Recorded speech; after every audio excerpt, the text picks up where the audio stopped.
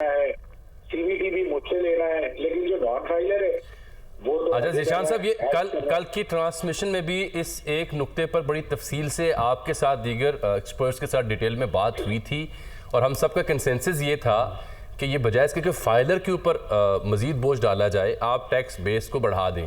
तो कल आपने बजट स्पीच भी देख ली, पोस्ट बजट प्रेस कॉन्फ्रेंस भी देख ली। डू यू थिंक कि गवर्नमेंट की जितनी भी मैयर्स हैं, जितना भी ये बजट के पेपर्स है, उसमें कोई ऐसा नुक्ता भी आपको दिखाई दिया हो कि हाँ टैक्स बेस भी बढ़ाई जा रही है? कोई ऐसा नुक्ता नहीं है, कोई भी नहीं है। रिटेलर्स को फिर छोड़ दिया आपने, एग्रीकल्चर को फिर छोड़ दिया आपने, और नॉन फाइलर्स को तो आपने तस्लीम किया कि भाई लाख रुपए में 600 रुपए दे दो और कुछ नहीं चाहिए तुमसे। तो फिर और क्या रह जाता है पीछे? यानी वही वही वही घिसी पिटी चीज दोबारा से चल पड़ी एक दफा से। आपने कह दिया कि जी ठीक है, नॉन फाइलर तो मैं नहीं पकड़ सकता, मेरे सिस्टम में नहीं आ सकता। अभी डॉक्टर साहब ने कहा कि वो आने ही नहीं चाहता। अरे यार तुम पकड़ो बाकी समाजी उसका काम है, यानी गवर्नमेंट का काम है उसे पकड़ना, वो आना नहीं चाहता। यानी आशिक और माशूक का सिलसिला चल रहा है, वो आना ही नहीं चाहता मेरे घर। ये तो ऐसे नहीं होता। ज़ीशान साहब, जब 2-2.5 माह से ज्यादा की सरदर्द उनकी रही नहीं तो वो क्यों खपेंगे नया फाइलर बनाने में? हर साल भी ऐसा ही होता है। पिछली दफा जब ये जो 2018 ये बड़े फखर से कहते हैं ना, 2018 जब ये जाने लगे थे तो इन्होंने सैलरी का रेट जो है बेसिक एग्जेम्पशन 1 लाख रुपए कर दिया था, यानी 12 लाख रुपए तक को कोई टैक्स ना लगा। जरा मेरे साथ रहिएगा, मैंने बड़ी इंपॉर्टेंट इसी जो बजट है इसमें एक बड़ा इंपॉर्टेंट पॉइंट था, अगर कस्टमर क्रेडिट कार्ड से पे करता है तो टैक्स रिड्यूस होगा उसकी पेमेंट के ऊपर। ये नुक्ता आपसे समझना भी है, इसमें एक तजवीज़ भी है, उसमें भी आपकी मुझे मैं आपके पास आता हूँ। एक सेकंड ठहरिएगा, मैं ज़रा थोड़ा सा सुनील मंच साहब को एंगेज कर लूँ, क्योंकि इस बजट के बाद जो मेयर्स ली गई हैं, कई लोग आज हमें दिन भर पूछते रहे कि एक आम बंदा फिर छोटी मोटी जो गाड़ी है उसकी ख़रीदारी ख्वाब समझे और भूल जाए। सुनील साहब।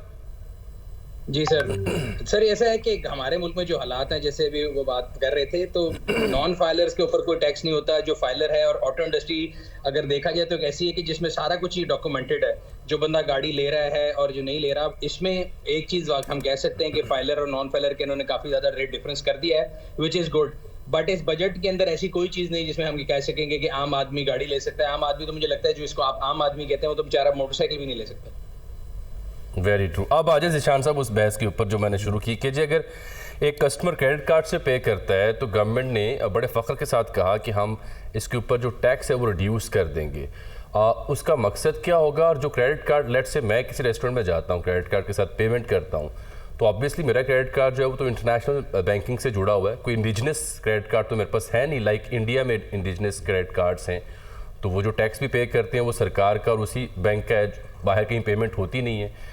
तो ये मेयर क्यों ली गई है, और क्या हम भी इंडिया की तरह कोई इंडिजिनस क्रेडिट कार्ड यहाँ पे इंट्रोड्यूस करवा सकते हैं?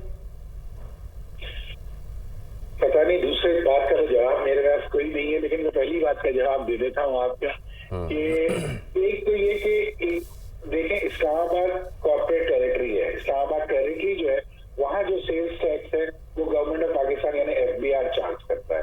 तो चूंकि रेस्टोरेंट जो है, रेस्टोरेंट पे जब आप खाना पीने जाते हैं तो वैसे वो सर्विसेज के दायरे में आता है और उसको प्रोविंस टैक्स लगाता है। तो लाहौर में या पंजाब में अगर आप देखें तो PRA जो उसकी अथॉरिटी है, उसने ये आज से कई साल पहले से किया था कि जो भी रेस्टोरेंट्स में क्रेडिट कार्ड या डेबिट कार्ड के थ्रू पेमेंट करेगा तो जो सेल्स टैक्स उसको लगना है 15%, वो 7.5% या 5% लग जाएगा। तो इसी लॉ को जो है FBR ने इस्लामाबाद के लिए कर दिया। तो मेरे ख्याल से इस्लामाबाद वालों के लिए जो है, जो लोग रेस्टोरेंट में जाएंगे और खाना खाएंगे, उनके लिए खाने की कीमतों में कुछ कमी आ जाएगी अब, जो वो क्रेडिट कार्ड से पे करेंगे। ये तो आपने सारिफ को, कंज्यूमर को, कस्टमर को बताया कि इसका फायदा क्या होगा, कि रेट कम हो जाएगा। लेकिन मेरा सवाल फिर वही है कि जिस क्रेडिट कार्ड से मैं पेमेंट करूंगा, ऑब्वियसली वो इंटरनेशनल चेन है, इंटरनेशनल बैंकिंग सिस्टम से जुड़ा हुआ है, तो जो भी कटौती होगी उसके अगेंस्ट मैंने इंटरनेशनल पेमेंट करनी है, चाहे वो प्रीमियम की सूरत में है, इंटरनेशनल बैंकिंग की कटौती की सूरत में है, या कन्वर्जेंस रेट की सूरत में है। उसके लिए मैं मिसाल दे रहा था इंडिया की, कि इंडिया में इंडिजिनस क्रेडिट कार्ड, बताइए, समझाइए। हमारे पास ये पोजीशन है कि अगर हम आज कोई भी ऑनलाइन शॉपिंग करते हैं जो पाकिस्तान से बाहर होगी, या फॉर दैट मैटर आप कोई ऐसी रेगुलर पेमेंट्स करते हैं जैसे कि आपने नेटफ्लिक्स कर दी या कोई वीजा का फीस पेमेंट कर दी, जहां पे वो फॉरेन पेमेंट कंसिडर की जाती है, तो उस पे आज तक जो 30 जून तक जो विदहोल्डिंग टैक्स है वो 1% है, और वो 1% जो है वो एडजस्टेबल टैक्स है। ठीक है जी, यानी जो आपकी नेट टैक्स लायबिलिटी आती है उसके अगेंस्ट में आप उसे एडजस्ट कर सकते हैं। लेकिन अब उस रेट को जो है इन्होंने 1% से बढ़ाकर 5% कर दिया। अब 5% में होगा ये कि जैसे फॉर इंस्टेंस आपने 1 लाख रुपए कोई ऑनलाइन शॉपिंग की जो पाकिस्तान से बाहर है और वो आपके पास आती है पाकिस्तान में, तो उस पर 5,000 रुपए आप टैक्स देंगे जो आप अपनी लायबिलिटी के अगेंस्ट में एडजस्ट कर लेंगे। लेकिन ये जो नॉन फाइलर्स हैं, क्योंकि वो सिस्टम में नहीं है, तो वो उनकी तरफ से ये गवर्नमेंट को गिफ्ट होगा 5,000 रुपए का टैक्स। तो ये रेट उन्होंने बढ़ाया है। इस पे फाइलर्स के लिए कोई मसला नहीं है, फाइलर्स को घबराने की जरूरत नहीं है, फाइलर्स इसका एडजस्टमेंट ले सकेंगे, लेकिन नॉन फाइलर्स जो है इसकी कोई एडजस्टमेंट नहीं ले सकेंगे अनलेस वो रिटर्न फाइल कर दें। ये इसका मकसद जो है वो ये है। अब आपने जो बात की कि इंडिविजुअल्स क्रेडिट कार्ड बना दे, ये तो गवर्नमेंट के ऊपर है कि या बैंक के ऊपर है कि बैंक ऐसा कोई कार्ड बनाते हैं या नहीं बनाते। फॉर इंस्टेंस अगर आपके पास किसी बाहर के मुल्क का क्रेडिट कार्ड है और अगर आप उससे वो फॉरेन पेमेंट करते हैं तो उसका इतलाक, उसमें इस टैक्स का कोई इतलाक नहीं होगा। ज़ीशान साहब, वो तो आप बात दुरुस्त कर रहे हैं, लेकिन ऑब्वियसली सब के बावजूद भी चूंकि हमारा जो वीज़ा या मास्टर जो भी है एक इंटरनेशनल चैनलिंग फ़ी तो हम देते हैं ना, इसीलिए मैं इंडिया की बार बार मिसाल दे रहा था। और आप कह रही हैं बैंक्स के ऊपर डिपेंड करता है कि वो बनाते नहीं बनाते। हमारे बैंक्स तो एलसीज नहीं खुलवा सकते और कई दफ़ा जुर्माने करवा बैठते हैं internationally. So for local payments जो होती है, नॉर्मल रेगुलर पेमेंट्स, उस पर कोई विदहोल्डिंग टैक्स नहीं है। जो पाकिस्तान के अंदर आप कोई भी क्रेडिट कार्ड से पेमेंट करते हैं उस पर कोई विदहोल्डिंग टैक्स नहीं है। ज़ीशान साहब, आप ठीक है, मेरे साथ रहिएगा। सुनील साहब के पास मैं दोबारा जा रहा हूँ। सुनील साहब, डार साहब की आपने प्रेस कॉन्फ्रेंस भी देखी, इंडस्ट्री का पहिया चालू करने के लिए